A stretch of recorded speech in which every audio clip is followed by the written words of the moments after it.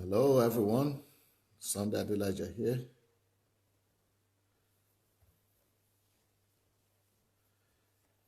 Good evening, good morning, everyone. Good morning. Here we are. I hope you are fast enough to make it on time and be here with us. Who is the first person? Wow, Boss. Boss and Shego now are competing to be the first ones here, and baby, and yet today. Wow, you are the fastest. Popola from Seattle. Akim Latifu from Norway. Blessings. Damilare from Agege, Lagos. Martinez from California. Victor Ogundipe from London.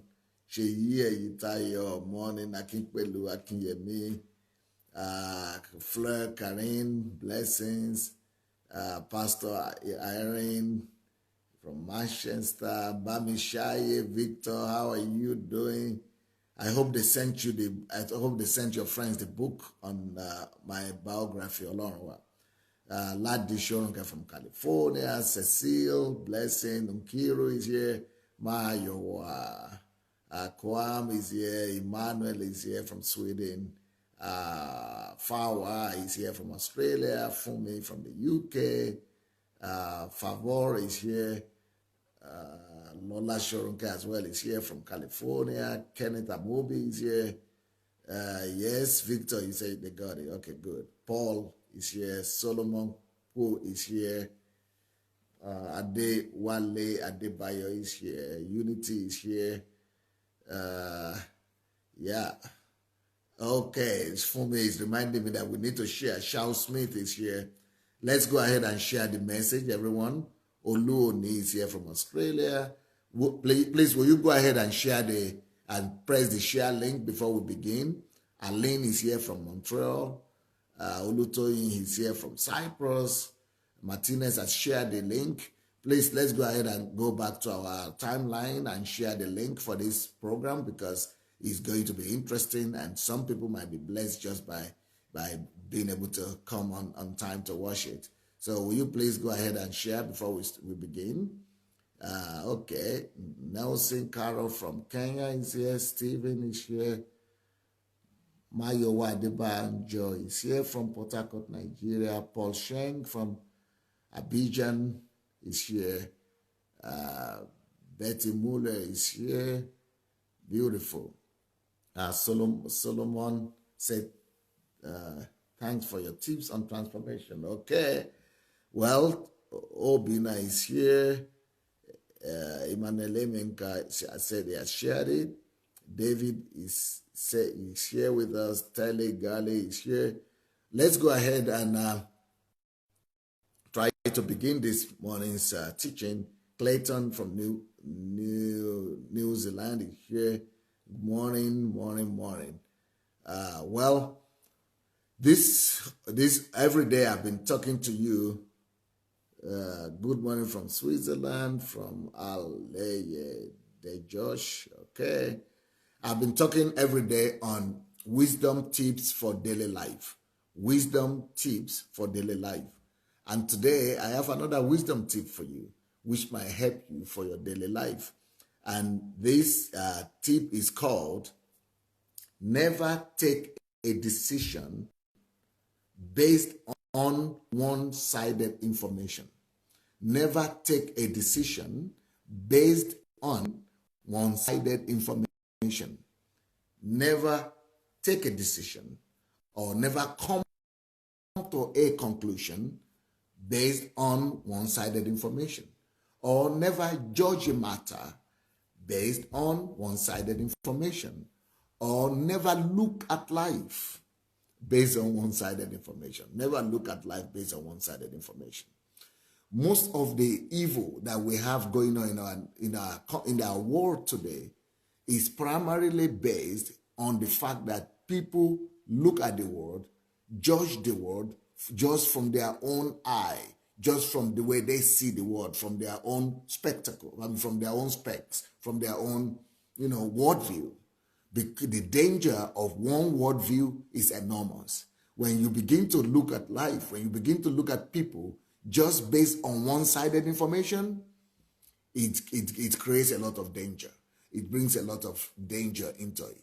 For example, when I was growing up in Africa, let me start by saying this. Have you ever heard about Africans that perish in the Mediterranean Ocean trying to travel from Africa to Europe?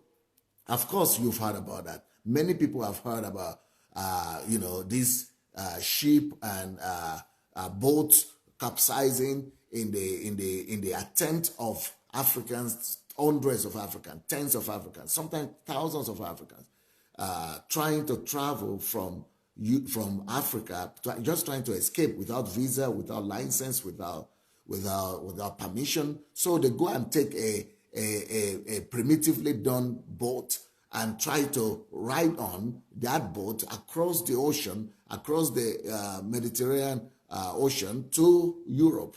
And then most of them die. There have been a lot of tragic stories. Do you know why? Because I was just like them. When I was growing up in Africa, we had only one-sided information about Europe.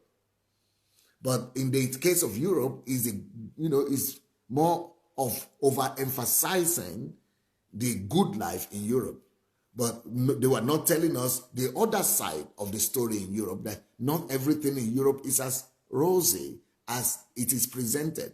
So to an average African man and to an average young man growing up in poverty-ridden country in Africa, they look towards Europe, they look at Europe as if it's a continent whereby where everything happens, where you just go and wake up in the morning and you have everything you need, where you just go down the street and pick as much money as you want, where you could just go and get a job, where you could just go and be able to afford yourself everything you want.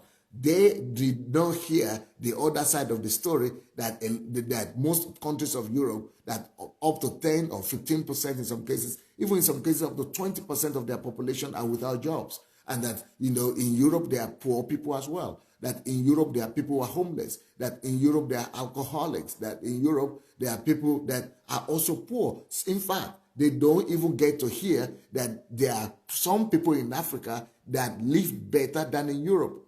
And we don't always hear that in the mass media. We don't always hear that in the CNNs of this world, that there are people in Africa who might be better off than people in Europe. And, for an African mindset, that is like mind-blowing. It cannot be. How can there be people in Africa who are living better than in Europe? You might think that maybe only Dangote or, only a few millionaires do. No, but some of us are actually happier in Africa than in Europe. So that is the problem that one-sided story creates, one-sided information creates. So the information that is being disseminated around among our young people in Africa is that Europe is a land of roses. It's like a promised land of old. It's like the land of Canaan of old, where honey and milk is flowing freely, and where everybody can just go and have their own share. But they have their own problems in Europe as well. If you hear the politicians in Brussels argue about how to fix Europe, you would think that their problems are even more severe than in Africa. If you hear the politicians in Downing Street in London, argue about the problems in England, you would think that, wow, they have so many problems that, they might never be able to come out of it. So, but when it is only one side story, only one side of the story, or one side of information that is sold to a people, to a whole continent, then the whole continent begin to live in despair. And even when they don't try to travel and on boats to Europe through Libya or Morocco, and they don't get to kill themselves that way, even the ones that are back in Africa, they are sitting down there thinking they are unfortunate, they are regretting about their lives, they are thinking they are living a bad life, they are living a depressed life, and they are thinking that, wow, they are so unfortunate that they are born Africans, or they are living in Africa, or that they are not in Europe. So even though they are not making attempts to run away, but at the slightest opportunity, they will be so willing to do that. They will be willing to run and leave their own country. But the other side of the story is that even people who are not rich in Africa, many of them are better off than in Europe. In the sense that if a lot of people who are not rich in Africa, or even the very poor in Africa, they are not in depression. That is another thing. We should also, people, we don't hear about the press and the mass media talk about too much. Because when you talk about Europe, 40% of Europe, in the average, 40% of the whole of Europe is living in depression on a daily basis. In some countries of Europe, like the Scandinavian countries, their depression is up to 60% of the population suffering from one kind of depression or the other. Germany, France, England, all of them. Why are they drinking so much? Depression is eating up the heart of Europe. Living in Europe or having material things doesn't mean to be happy with life and doesn't mean to be satisfied. And that is another side of life that we should talk about, that we don't hear people talk about. That Africans are some of the most happy people in the world. They are some of the happiest people in the world. Not just because they have everything going on for them. No, on the opposite. They don't have too many things going on for them. They don't have things going on for them in the physical, but they have the environment of community, of being surrounded with positive relatives, distant relatives that carry the burden of each other, that they have the environment of Mary, of positive, of optimism, of they have an environment of celebrating people, celebrating each other, of trying to acknowledge people, of being grateful, of faith. So what do you prefer? Do you prefer a situation where you have your fridge, you have your furniture, you have your apartment, but you come to that apartment and you cannot sleep at night, or you come to that house and then you are weeping at night, or you come to that house and you have your fridge full of food and you cannot even eat it? But in Africa, where people don't have all these things, they have somehow been able to find their unity with their neighbors. They've been able to find the unity with their creator. They've been able to find unity with the nature, that they have been able to have more joy than people who are in Europe. So when we just say Africa is a dark continent and we're so unfortunate and we're such a backward people, and that is just one side of the story, my dear. That yes, if you are talking about material wealth and all that, that could be true. But if you are also talking about inner satisfaction, a lot of them are much more satisfied. You can have, in America, in Europe, all over, people can have all these things, but they still need some liters of alcohol to make themselves happy. Why do you need to do that? In our country, when I tell people in this country that, in Nigeria, that I've only seen two drunkards in all my life, that I've only seen two people who are drunkards in all the 19. I only lived there for 19 years though. But in that 19 years, I only knew two drunkards. And that people don't drink, that we don't have drunkards in the street every day like they have here. We have other problems. You have poverty. You have people in the street because they are poor, but you don't have people, in the street because they don't have anything to do. They're just drinking, and they just they have money, but they're just drinking themselves crazy. And you know what people tell me here in Europe? They say, we want to come and see such a country. How can we want to have a look at such a country where people don't drink, where people are not so depressed? Well, that is one thing. That's another news. We should be talking about the continent of Africa. Okay, let me talk about Mexico, because I'm talking about Africa now as if this poverty and one-sided story is only about Africa. No, one-sided story is ruining our world. Not just Africans are trying to escape their continent and run to Europe. Have you heard of Mexicans as well trying to cross the border? I mean, thanks to Mr. Trump, he has made that popular that he's going to build a wall across the United States of America. You know why? So that Mexicans and other Hispanics and people from Latin American countries will not be able to run from their continent and to cross over to America. You know why people are trying to cross over?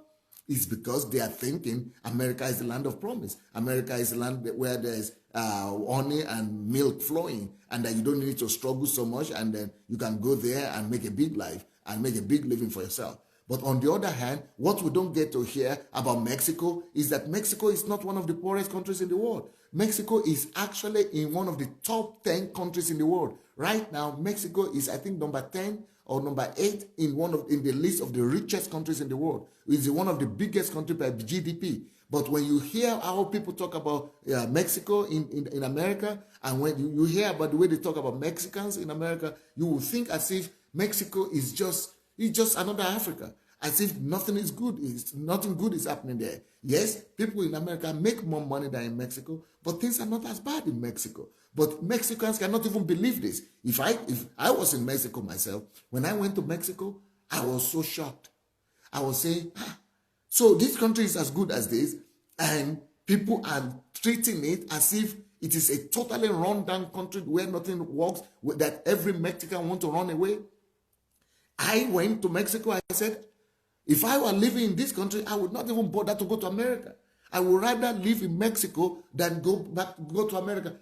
But because the people in Mexico, the young man of Mexico, they only hear one side of the story. They hear one-sided information about how life is in America. They don't know the reality of their own life as well. They only hear one-sided information about their country. They don't hear the good part of their country. So because of that, they want to run away from their countries and run back to to America to make a living. They don't know that they could actually make a better living in Mexico, in their own country, than trying to run away. So what am I trying to say? That there is a danger when we just sell and we try to look at the world from one side of the equation. When one side, there is a danger in one-sided information. Never you look at the world based on one-sided information. Never you judge people based on one-sided information. I remember this is so painful when I was growing up in Nigeria, and this everywhere.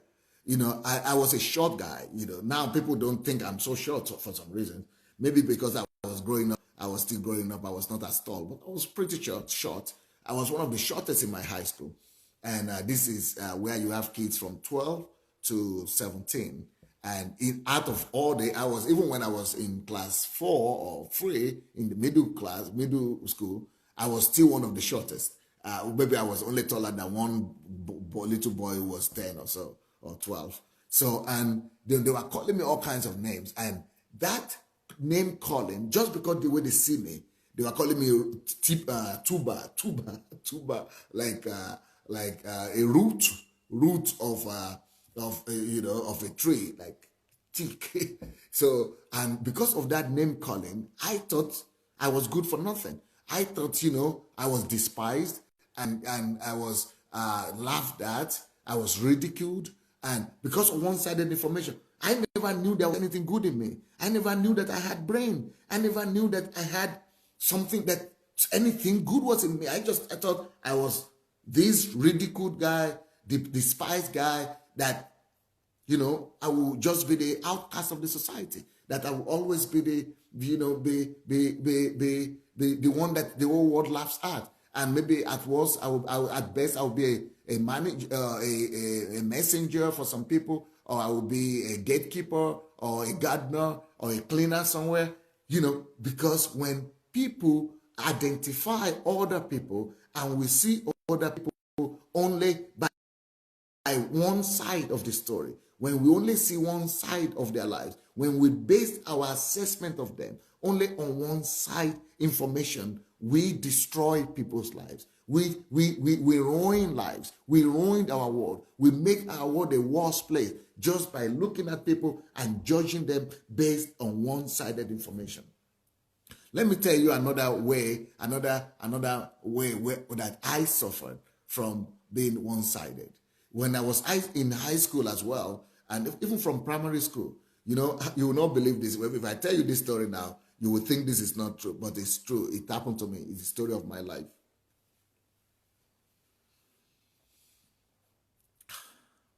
Till, almost throughout my school years, I will always have the teachers do this to me. They will make their knuckles like this, their hands, they make it this way, and they say, "You are so dull, you are so dull, you are senseless, you don't have brain. What kind of Adelaja are you?" Because I come from an Adelaja family, and Adelajas are known to be brilliant and they are well educated and that. So it will say, "You are so dull, you are so dull. We've never seen an Adelaja that is dull like you before. But you see, and there is a reason for it. Can you believe it that I was really so dull? At least that's what I was told. That's what I thought. I was so dull that I couldn't read. I was in school, primary school. I went to primary school since I was 6. But till I was between that 6 and 10, I couldn't read. I mean, everybody started reading a few weeks after they went to school, but I couldn't just read. They taught me alphabets, A, B, C, D, E, F, G, A. I knew all that. I was saying that A, B, C, D, E, F. But when it comes to putting words together, I couldn't read. I couldn't just read. Let's say, for example, you take it was later on. I was only able to read after the age of 10. So I was in primary 4 and I couldn't read. They were promoting me one way or the other, and I couldn't read anything. I couldn't read in English. I couldn't read in Yoruba. I couldn't read in any language. I couldn't read. I could read alphabets. They made me to, because they had a song, they made me to cram that to memorize it. But I couldn't just get things together. It was just here, while I was here, maybe a few years ago, maybe 10 years ago, that I discovered why I couldn't read. And this story will fascinate you, because my teachers and the people that surrounded me that time that were saying I was so dull, they were judging me by one-sided information. And they were trying to teach me by one-sided information. Let me tell you what. Today now, it is now a common fact and a known fact that people learn in different ways. So some people learn by what they see. Some people learn by hearing. Some people learn, by other way. But my own way of learning, I didn't know that. I only discovered that recently, is through critical thinking. And it's another way of learning. I've not even heard people talk about it. But I only discovered this about myself recently, that I learn only through critical thinking. I think not, I don't have conventional thinking. My mind does not work in a conventional way. Even if you have followed my ministry, if you have followed the way I've done my ministry and I've been doing my ministry, I'm just different. But these teachers couldn't believe that a kid could be different from the way they were reasoning. Okay, for example, if I see something written, let's say it's a word like house, H-O-U-S-E, a house, H-O-U-S-E. When they put a house, the picture of a house, for me to pronounce, and they say I should read ABC. I remember the ABC, and when they put the word house and said pronounce it house, I would not pronounce, because in my own case, I didn't like to just pronounce because the teacher said pronounce. I could pronounce, but I want to see why is it pronounced as house. I see H. Why did you say house? I can't say A, house. I can't say house there. I see H, I see O, I can't see A. And you say house, why is house? I can't see H here. I see H here, I see O, I can't see A. Where is it A? House. Where is it A? Where is it house? Why? But at the end of this is E. And you have told me it is E. So it's supposed to be I'll see E. So, I was thinking a different way. So when they say it is house, you just have to pronounce it that way. I have a conflict in my mind, because you had said A was A and E was E. So I thought I should pronounce it the way you taught me, A, B, C, D, E, F, G, H.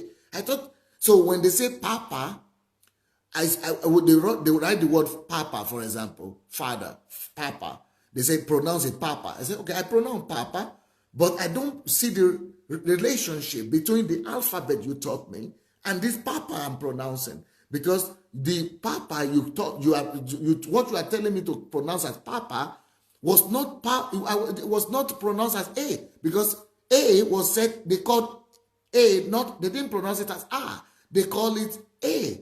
So if you say it is A and you are now saying it is A, which one should I believe? In my critical mind, in my critical thinking, I'm saying it should be pay. If it is A, let's pronounce it as A. You told me it is A, so why should you call it A now? Why should you change the rule on me and call it A when it is A? So if it is A, B, C, this letter is A. And you are now pronouncing it as I can't understand. So, but I couldn't argue with them. And I couldn't explain the way I'm explaining now. But the only one-sided information, information they gave me and they gave out about me, the only one-sided way they looked at me is a dullard. You are a dullard. You are so dull. They would hit me in the head. And I couldn't pronounce. I couldn't read. They say, why can't you read? You are 7 years old. You are 6 years old. You are 8 years old. You are 10 years old. You are 9 years old. You can't read. Why can't you read? They kept on beating the hell out of me. But each time I tried to read what they're saying, I am remembering the alphabet they taught me, because they had been teaching me alphabet since I was 4. And I remember the alphabet A, B, C. So I wanted to read the way I was taught. I was said to read the way it was being written. It was taught to me as alphabet. But but let me tell you how that ended. So what that did to me is that once I eventually learned the rules of how to read, I became so meticulous in my reading that I learned to pronounce and to read every single word and pronounce, every single word, to try to learn out. Even up to now, I'm still learning how to pronounce. So I try to read every single word. What that did to me is, later on in life, when I began to read, I so much enjoy reading that I couldn't read in a hurry, because, it takes me, I struggle to read, to read like they taught me to read. So I took time to read. And look how God used that for good. Because of my nature to try to critically look at it, critically, analyze every word. At the end of the day, each time I read a book, I've read that book. If I read a book that is 200 pages or 300 pages, I will tell you on what page what word is written. I will tell you what point they made in what page, what is written in what with all the point, all the summary of the book, including what is written on what page. Even not only just what is written on one page, I will tell you what is written on what paragraph or what page. So I became so meticulous because I couldn't read all this while, and reading was a challenge to me. So because of my way of thinking, they didn't know this was an advantage. My teachers never told me that, okay, this guy is not good in reading like this or even reading fast, but when he reads, he can tell you the whole book. So that made me to be one of the best students. So now it's still affecting my life. People are thinking, when people look at Nigeria, they see problems and everything. But I take my time to have critical thinking, and I come out with such solution that nobody is thinking about. Or like even this thing I'm talking about right now, if you listen to my messages or my lectures or my teachings or my preachings, you will see that they are normal. They are not the usual things you hear from everybody every day. You know the reason why? Everybody is just repeating the same thing. I lost interest. In fact, I don't even know who to listen to anymore. I don't even know who to learn from, especially pastors and things, because everybody is teaching the same thing. They are talking, they are repeating themselves. Everybody is copying each other, or whatever they are saying is just what everybody already knows. And when people read the Bible, everybody is telling the same old story. But when I read the Bible, because of that, my critical, analytical thinking and way of studying, I see new things all the time. I see what other people are not talking about. And that's why all my messages are always like original. And people are always saying, wow, what kind of Bible do you read? Wow, what kind of information you have? But when I was a child and when I was in school, people were doing this to me. They were beating me up crazy. My family was beating me up because they were seeing and looking at me, assessing me on one-sided information.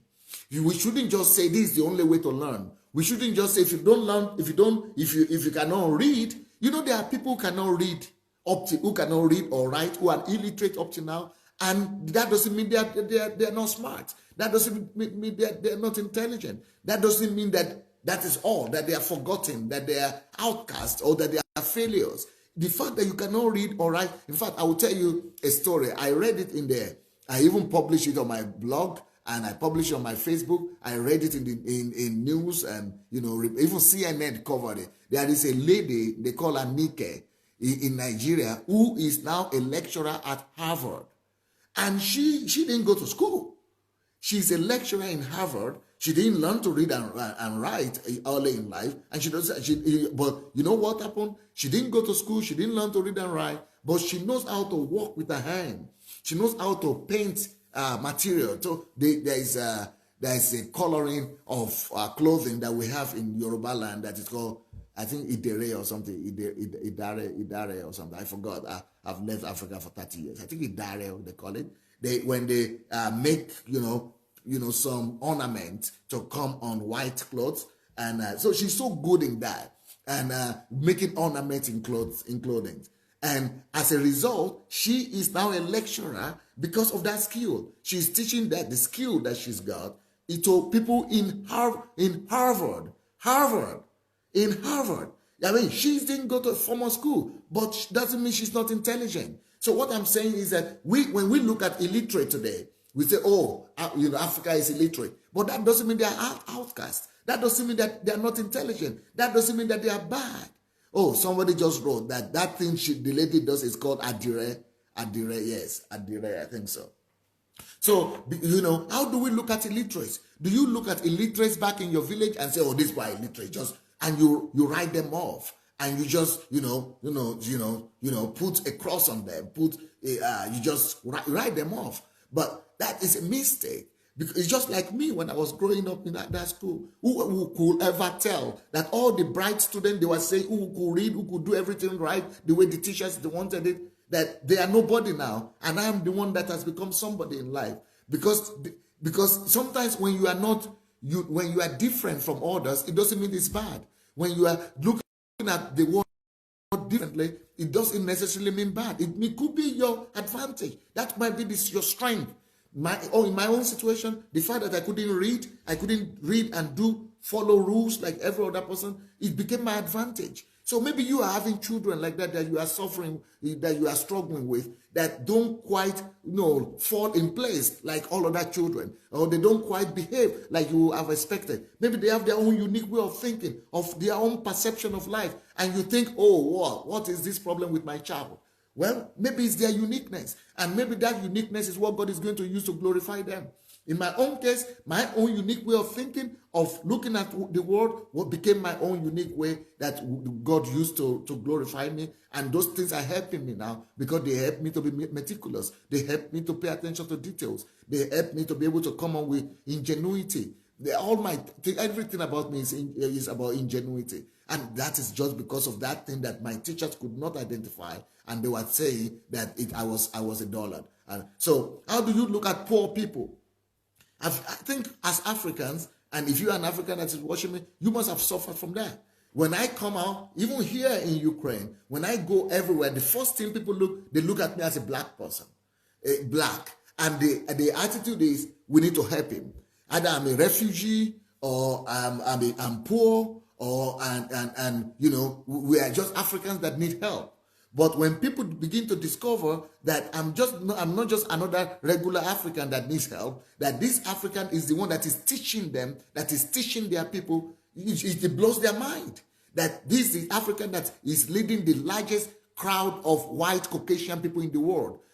I'm leading 99% of white Caucasians in the world. And the only African that is living like that, only Barack Obama is another person that is leading a large number of white Caucasian people. And people can't believe it. How is that possible? Well, because don't think that because I'm black that I'm not good for anything. Don't think that because I'm African that nothing good can come out of Africa. No, that is the danger. That is the problem when we look at the world and judge people by one-sided information. So, but that is on a larger scale. But all of us sometimes do that. We judge other people on one-sided information, and on one-sided information, on one-sided worldview.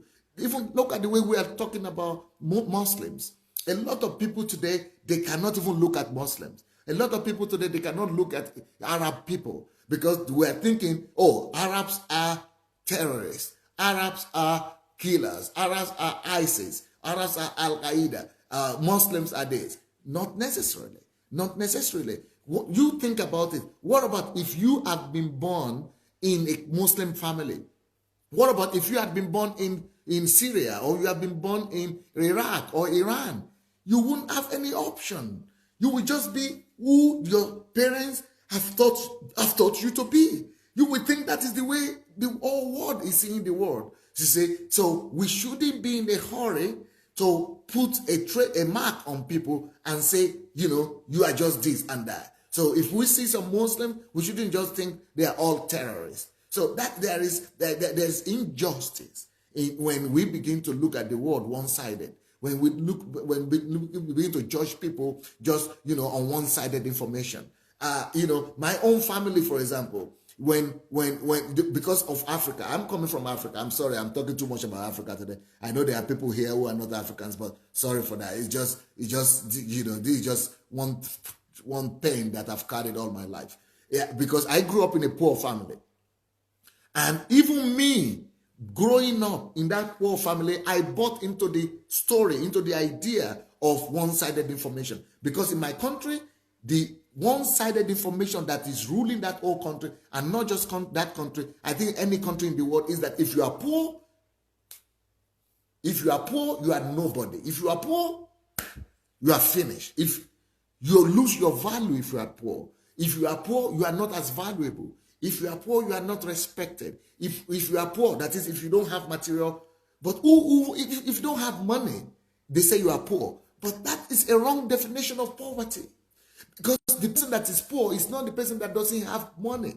There are a lot of people that don't have money that are even poorer than people who, there are a lot of people that have money, that have millions, that are even poorer than those who don't have money at all. You could have money but be poor in your mind. You could have money but be poor in your character. You could have money but be poor in your morals. You could have money but be poor in your values.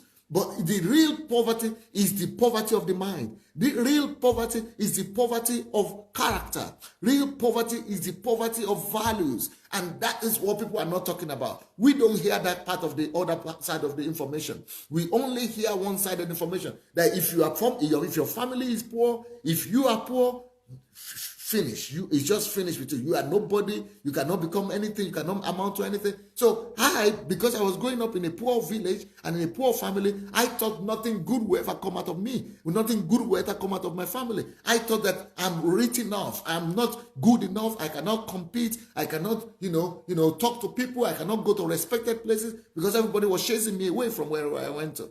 Because I was poor. And the whole world is being ruined because we treat other people this way. We look down at people, we think because they are poor, they are not good for anything. And we make them outcasts. But I that was poor, look at me today. I had other things in me. I didn't know that. You could be poor but still be talented. You could be poor but still be gifted by God. So we should be looking at other things. We should be looking at the other side of the story. There is always a two side to a story. There is always a second side to a coin. There is no matter how poor somebody is, there is something good about them. There is no matter how disadvantaged people are, there is another side to their life. There is always the second side to a medal. There is always a second side to a coin. So now I'm looking at Africa and everybody say, I don't want to go back there because people are poor. They don't want to go back there because people are poor.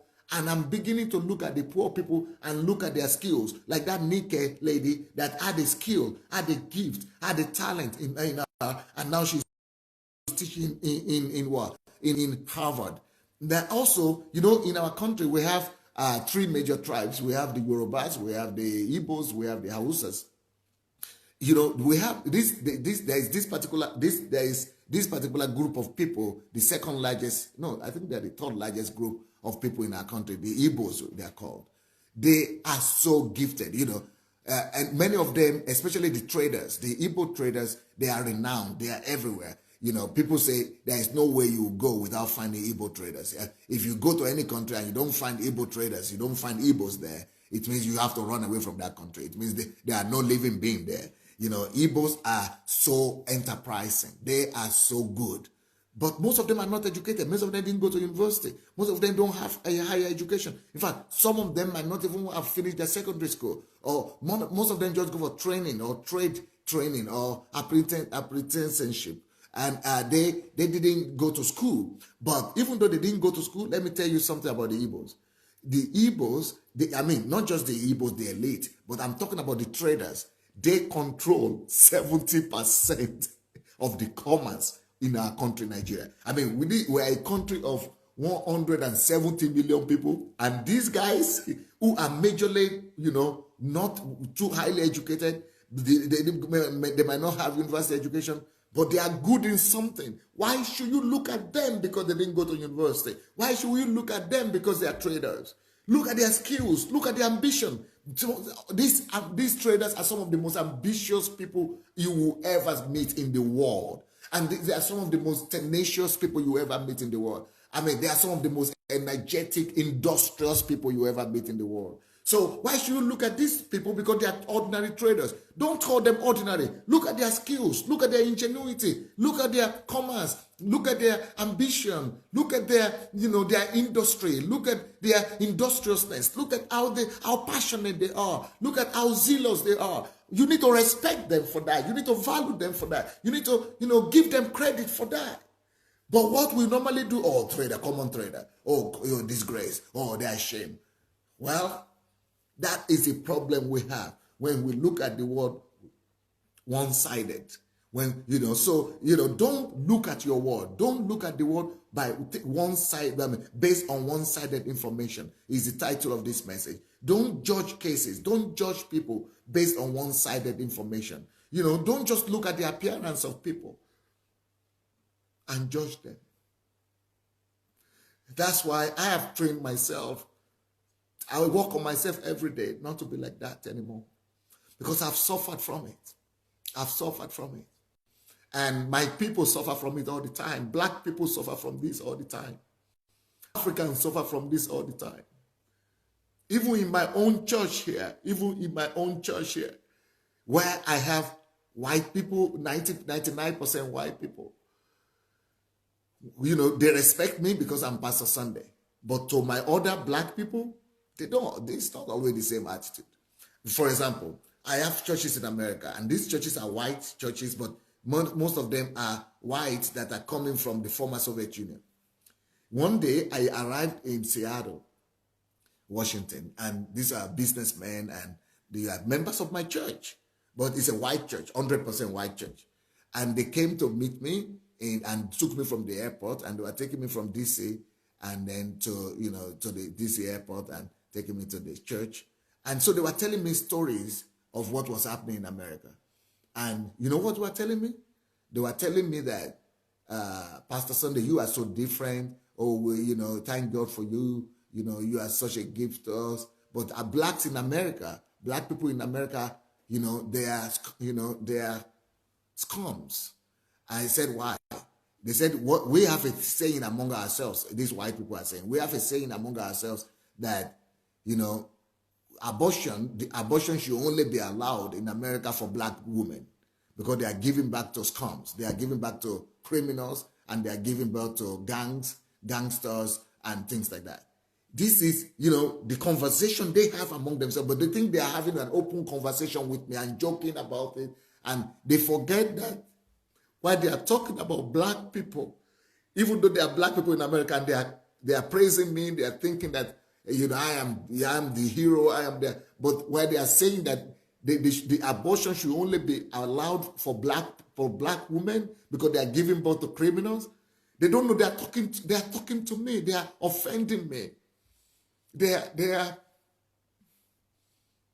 destroying my people. So then they go around and say, because all the crime in America is being committed by black people.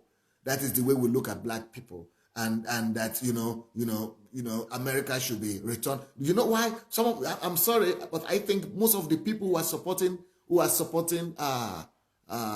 Trump, maybe not most of them, but some people who are supporting Donald Trump in America, a lot of white people who are supporting Donald Trump, I'm sorry to say, many of them think that America must be returned back to America, to the way America used to be. And the way they're thinking is because black people and other people should be put back in their place, and America should be white.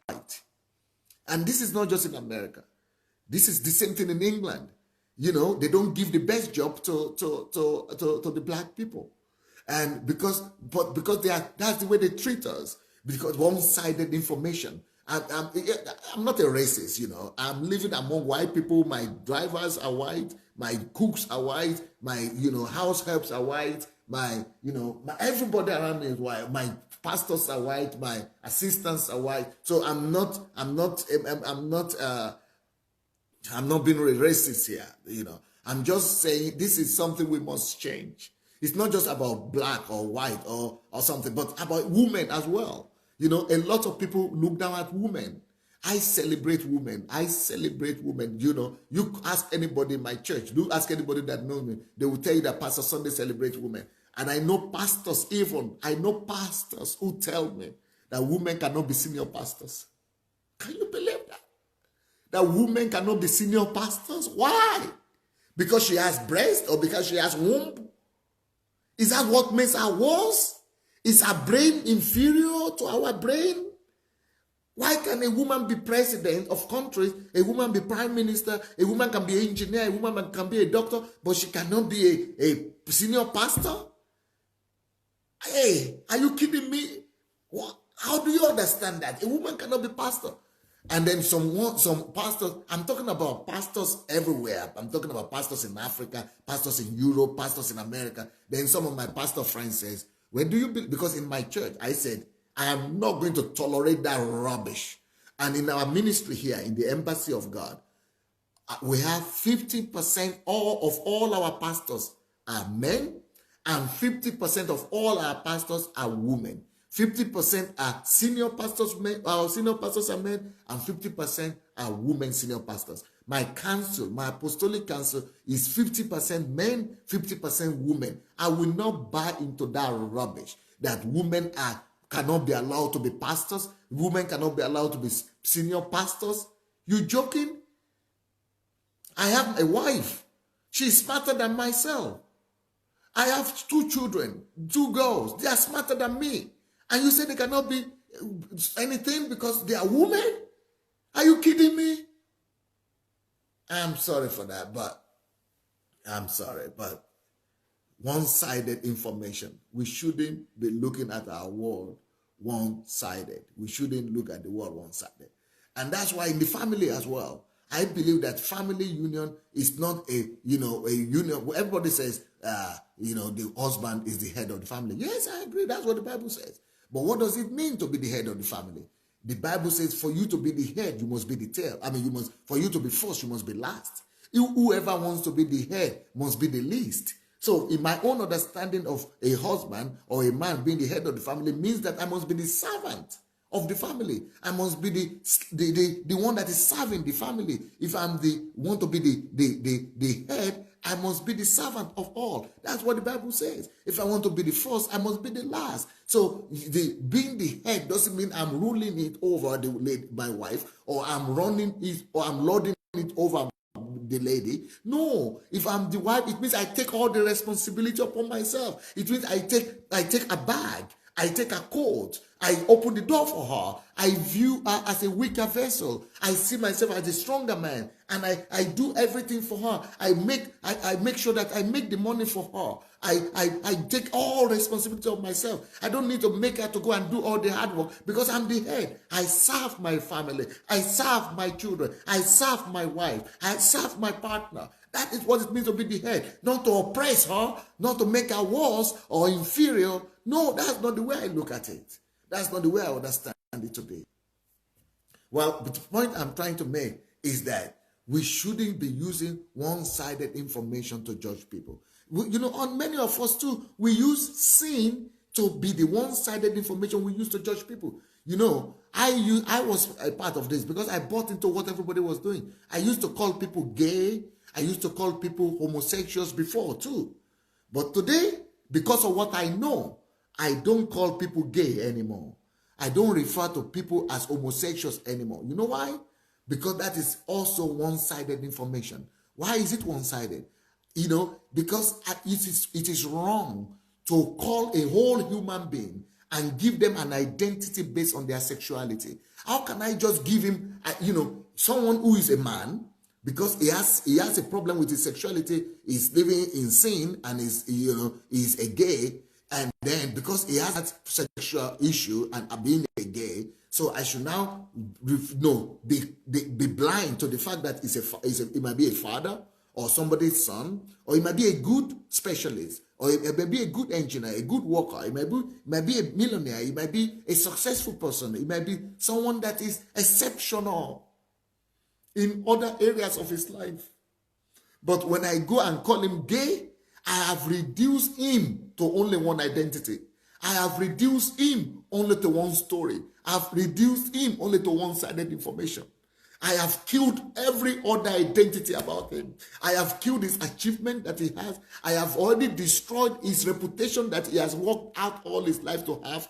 I have reduced his success, him being a good child or a good son to his father or to his son, to his parents. I have reduced it to just one thing, gay. I have reduced his brain to only one thing, sexuality, gay. I have reduced his kindness, his generosity, any good thing about him. I have reduced everything to one word, gay. So I made my own decision that I will never refer to any human being as gay anymore. It's just like the same thing like with me or you. If you have an issue, let's say you lie.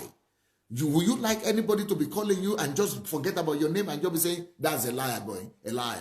Or you have an issue with lust. Oh, that's a lustful person going. Every one of us has our own issues. Every one of us had our own issue, or we see have our own issues that what we struggle with. Or maybe you struggle with your sexuality, you have girlfriends or boyfriends, or you have any problem. Doesn't matter what problem you have. And you want to be that everybody should forget about the good about you and just be calling you by the bad thing that you've done. Will you like to be identified and be branded by the bad thing you do, by the evil thing that is about you? And every one of us, there is something negative that somebody can find. Will you like to be identified and just to be branded by that single information?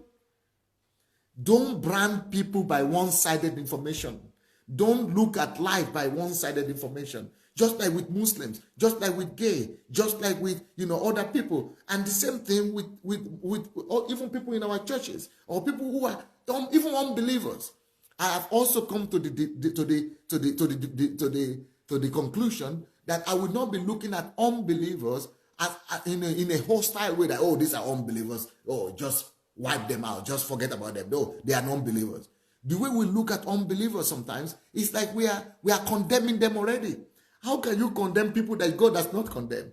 Jesus said that even unbelievers, he said there are other folks who are not of this folk. There are other sheep who are not of this folk who are supposed to come in.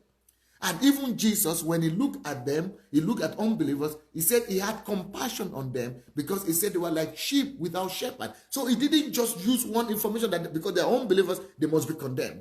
That sometimes is the way we look at unbelievers in our cities. That is sometimes the way we look at unbelievers in our country. Then how do we expect them to come and join us? Because we already put a demarcation. We already separated ourselves from them. We already locked them out. We already condemned them as unbelievers. How do we then expect them to come and join us? So instead of looking at people as unbelievers, I would rather look at them as sheep who are lost that need to come back to the fold. And that Jesus said he had compassion. We should rather be having compassion on people who have not gone to know the Lord. We shouldn't be using their sin or their lifestyle to judge them and to just condemn them right now. Christianity is much more complex than we're thinking. But the problem of one-sided information, nobody likes to be branded like that. Like I told you my story, how I was, one-sided information almost ruined my life. And the same thing with you. You could remember something about your life when one-sided information almost ruined your life. So one-sided information, we don't like it to be applied to us. Then why do we apply it to other people? If you don't want one-sided information to be applied to you, if you don't want people to judge you by one-sided information, don't judge other people by one-sided information too. If you don't want other people to look at you and just one-sided said, this is who you are, don't do that to others as well. And there is another scripture that tells us a very good story about one-sided information. We should always look at the other side. We should always hear the other side. Everything changes when you hear the other side of the story. You remember the story about Solomon. Solomon was regarded as smart and as a wise king, And the epitome of his wisdom was when he decided not to look at a case one-sided. You remember when the lady came to him and said that that was his child and that was her child, and that the other lady stole the child? Thank God that Solomon was smart enough to look at the other side of that story. When Solomon decided to listen to the other lady, he discovered that no, thank God he didn't just listen to one side. Because he listened to these two sides, he was able to take the right decision. And that is one of the hallmarks of the life and ministry of Solomon, because he listened to the other side. When we consider the other side of the story, when we listen to the other side, it makes us wise. We become wise when we consider the other side of the story. We become wise when we, even criminals, even people who are already condemned in the court of law, we should still try to hear their own story. We should still try to listen to them. We should still try to understand people's arguments, or why people become who they became, why people are who they are, or why people behave the way they behave. Try to listen to the other side of the story. Never take a decision based on one-sided information. Never relate to people based on one-sided information. Never look at the world based on one-sided information. Never condemn people based on one-sided information. Never judge people based on one-sided information. I have another example for you. You remember there's this president in Africa that is called Mugabe. Mugabe. What's his first name again? Mugabe. What's his name? He's the president of Zimbabwe. Yeah, and everybody laughs at this man. They laugh at him and say Mugabe, or he wanted to kill the farmers, or he was taking, because we are all relating to Mugabe according to the news report we hear from BBC, Reuters, CNN, and all these people. They have painted the picture of that man as if he's a demon, as if he's the worst president, as if he's the most foolish president in the world, as if he's the Robert, yes, thank you, Victor, Robert Mugabe. So we all paint a picture of Robert Mugabe as if he's the most stupid person, as if he's not smart at all, as if he's so foolish, as if he's not, it's as if he's crazy, as if how could he be a president? But recent research has shown that Robert Mugabe is the smartest of all presidents.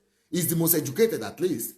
That man is the most educated. So because he's not reasoning the way the West wants him to reason, just because he's not thinking the same way our mass media and everybody, so it has been sold to all of us that Robert Mugabe is a crazy man. But really, maybe he's not crazy. He just has his own way of looking at the world. He has a different concept. He has his own passion. And we don't even bother to listen to his own story. And because Robert Mugabe doesn't have the media power of the Western world, the BBCs, the CNN, he doesn't have the same ability to be able to sell his own side of the story, and the whole world is just judging him by one-sided story. And that's another example, you see. That's another example of one-sided story, that the mistake we made by judging people and by looking at the world by one-sided story. The same thing happened with Jesus, You remember the story when people were condemning Jesus for accepting Mary Magdalene? Because Mary Magdalene was a prostitute. And in that society, they only judge people by one-sided information. They were judging Mary Magdalene by the fact that she's a prostitute. And so because she's a prostitute, finished. Her life is finished. She's not allowed to move close to a man. She's not allowed to be accepted in the society. She's not permitted to come to, public meetings. So when this lady, who was already judged by one-sided information that she was a prostitute, nobody knows that she's a loving lady. Nobody wants to care that she has a heart, a loving heart. Nobody cares that she's grateful. She's a grateful person. Nobody wants to care that she is even having more out of gratitude than all of them that think they are good. She's even have a more heart of benevolence than every other person in that city or in that town or in that meeting. So when she came and Jesus accepted her, everybody was so shocked. They were actually criticizing Jesus. Why should you allow that lady to come to you? Don't you know who she is? We know who she is. She's a prostitute. You see, they have put a stigma on her. They have put a stigma on her. And people put stigma on people that way. We put stigma on people because we We think that, because we are judging them by the one-sided information that we have. And thank God for Jesus. Jesus defended her. Jesus stood in her defense, and Jesus said, you didn't give me a water. You didn't do what she has done. She has qualities, even though she was a prostitute, but she has qualities in her that you people don't have. And, I forgave you people also your sins, but you are not coming to say thank you. She was forgiving her sins, and she has come to express her gratitude, which you have not done. She has qualities. Everybody that we are trying to judge or look down on or think of by one-sided information, there is the other side of them. Everybody has another side of them. Everybody has another side to them. The same thing with Jesus' mother. You see, when she was pregnant without a husband, and how do we respond also to people today who are pregnant without a husband? Somebody got pregnant, a single mother, we know the way we respect the single mothers. We know the way we respect the people who don't have, who have made a mistake in their lives. And the mother of Jesus was almost fell into that category.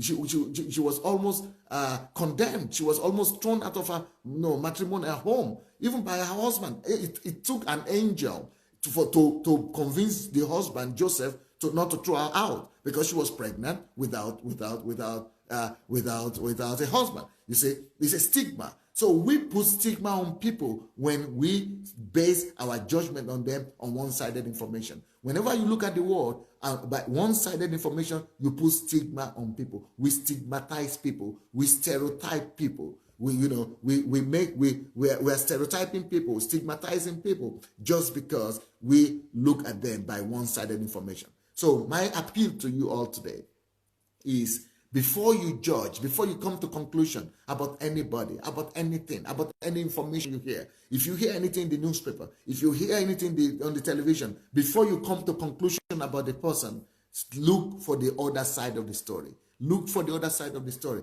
Look, hear the other side. Be like Solomon. Hear the second side. There is always two sides to a story. There is always two sides to a coin. There is always two sides to an event. Don't look at the world. Don't look at Africa only one-sided. Don't look at black people only one-sided. Don't look at women just one-sided. Look at the world in a different way. Don't just keep on stereotyping yourself or people. Let's make the world a better place. Don't make our world even worse because of our worldview, because of the way we look at the world. Well, my time is up. This is such a painful and such an emotional message to me today. I really hope that somebody will hear it. I really hope that you people will go ahead and share it. I really hope that somebody will listen to this message. I really hope so. I really hope somebody will listen to it. I really hope this will make the world a better place. I really hope so. I really hope so. I really hope so. So let's go and share this message if you don't mind. Let's share this message with people who we have on our base. Oh my, I have so many comments here. I'll go and read them later because my time is so up. I might not be able to read all these messages right now. But let's go and share them. And, I think this word needs to go around. I think it needs to go around. I think we need to make our world a better place. And for us to do that, it has to start with each and every one of us. So don't look at poor people anymore and stigmatize them. Don't look at unfortunate or misfortunate people, or